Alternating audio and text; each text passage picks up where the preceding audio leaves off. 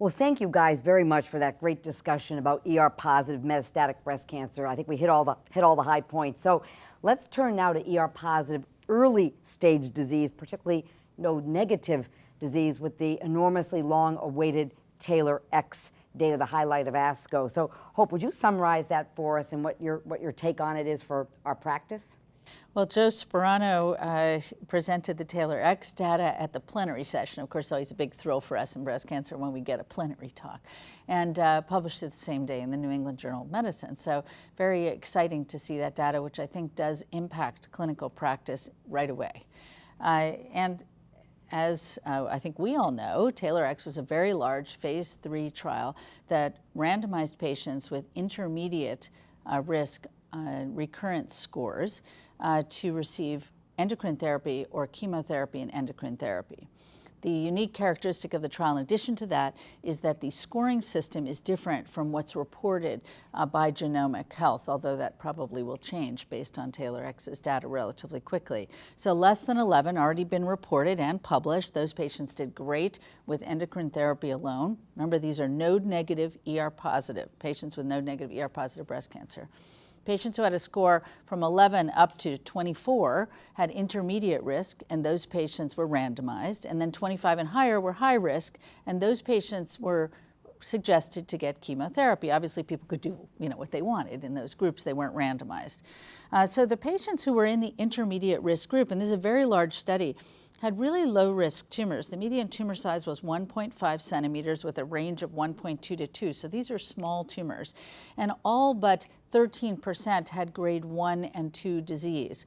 So, you have almost 90% of the patients have grade 1 and 2 disease. And then the patients fit into a category that was defined by the MINDAC trial, with the MammaPrint assay as clinical low risk. So there's this clinical scoring system where you say, okay, the tumor is clinical low risk. And 3/4 of the patients in the intermediate risk group were clinical low risk. So when we think about this trial, we have to think about it that the patients are patients who we would categorize largely as low risk patients who will do very well in general with endocrine therapy alone. And in fact, that's what they showed, was that there was no benefit in the overall trial population, regardless of the endpoint, invasive disease-free survival, distant recurrence-free survival, et cetera, in terms of the disease-free survival. So any disease-free survival subset you looked at was identical. And I think it was very encouraging to see that the freedom from distant recurrence was about 95% in both arms, which is great for our patients. I mean, just to understand that current treatment works really, really well.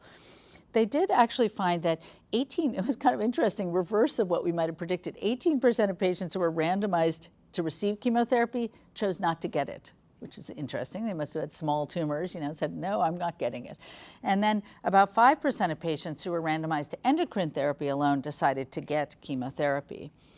They then looked in a step analysis to try and see if they could figure out a subset of patients who benefited.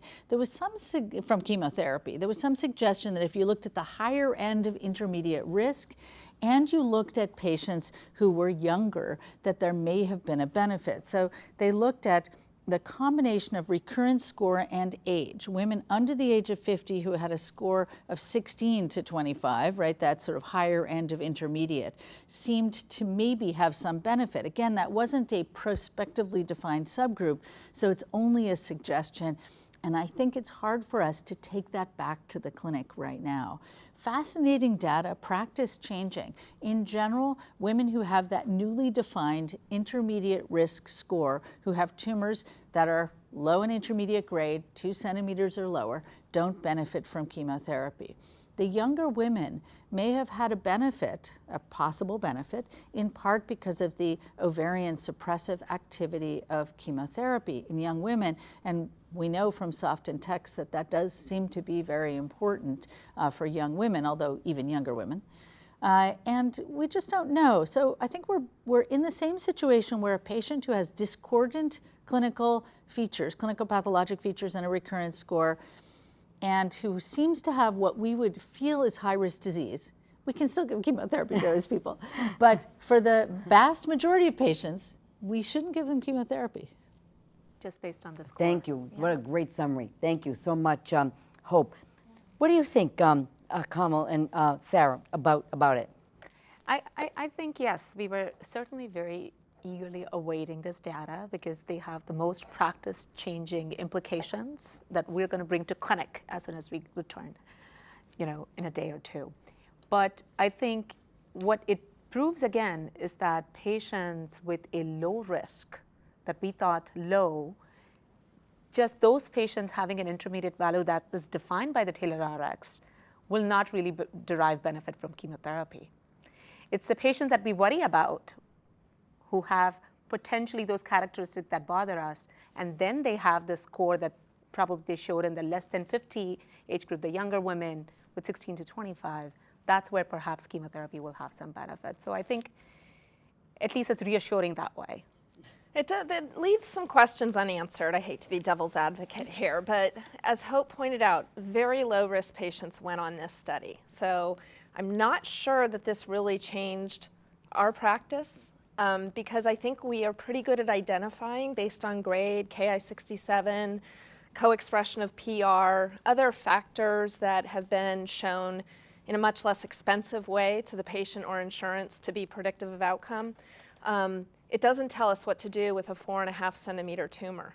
It doesn't tell us what to do with lymph node positive disease. So because community oncologists and many of us will say, okay, let's just do the score. I really feel like this lymph node positive disease is well-behaving disease. And if it's a score of 18, but lymph node positive, I'm gonna just try not to give her chemo. We can't interpret that data there. We have to be very careful how we interpret the data here, and I think it's tricky.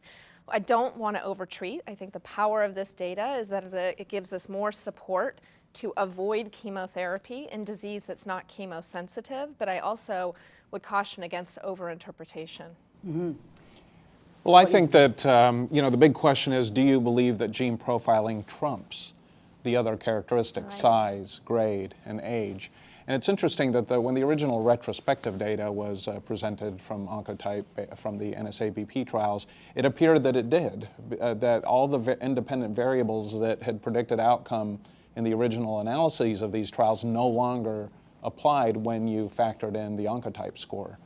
And also, when they reported earlier the low-risk group, under 11, those patients did very well. Distant disease-free survival was 99%. And 10% of those patients actually had grade 3 tumors, but the ones with low scores also had an equally good outcome. So that would suggest that maybe it does trump grade, but I share everyone's concerns that, people, oncologists and patients acted the way they normally would. They sort of selected out the lower risk patients to go on this trial because they knew that they could get randomized and they had to feel comfortable that their patient was only going to get endocrine therapy. And they didn't feel comfortable in 18% Yes. of the time That's even right. getting chemo That's because right. they thought That's they were right. so low risk. So it is kind of interesting. I always put, a fair bit of stock into the clinical pathologic criteria. And I was interested in the RSPC work that went on. Not perfect, but adding the pathologic and clinical criteria changes your prognosis. As we know, you could have a low score, and if you have 9 positive nodes, you still have a high risk of recurrence. Mm-hmm. It doesn't mean that chemotherapy is going to change that. Right. And I think that's really what we're learning is that, prognosis and benefit are obviously a little bit different as well. Yeah. It was interesting to me that in the recurrence score high-risk group that got chemotherapy largely, that those patients had a worse outcome than the intermediate risk patients. So, it does have a big prognostic value. We just need to learn how to best use it for determining who needs chemotherapy. I think that one of the real powers of it is its centralized analysis of tumors. So it's leveling the playing field for pathologists. Mm-hmm. It's putting less pressure on them to interpret in a uniform way. Mm-hmm. So I think that gives us, some power in helping our patients make decisions. Mm-hmm.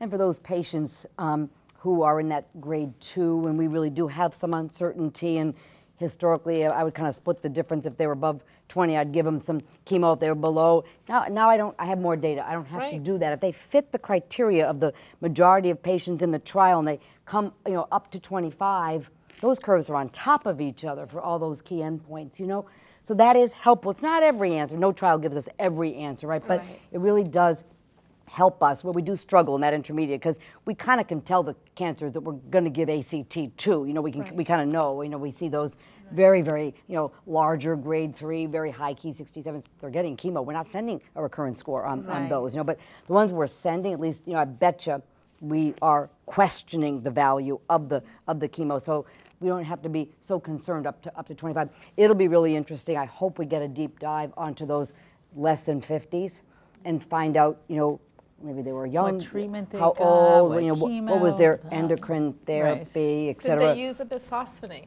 Yeah, exactly. Is it? Or is, Talk about that soon. exactly. So that's No, going to the devil's. But the gonna other be in exciting thing details. is we're going to see data. Node-positive disease was included in MINDAC, designed a little bit differently, but our exponder is really interesting study looking in node-positive disease because, it's a big question now. I mean, I saw a patient who had a 4 node-positive lobular cancer with a recurrence score of 10. What do you do with that patient? It's very, very difficult, and I think most of us would give some chemotherapy, but, we just really have no idea if it benefits those patients. Yeah. Well, thank you guys. Thanks for that discussion.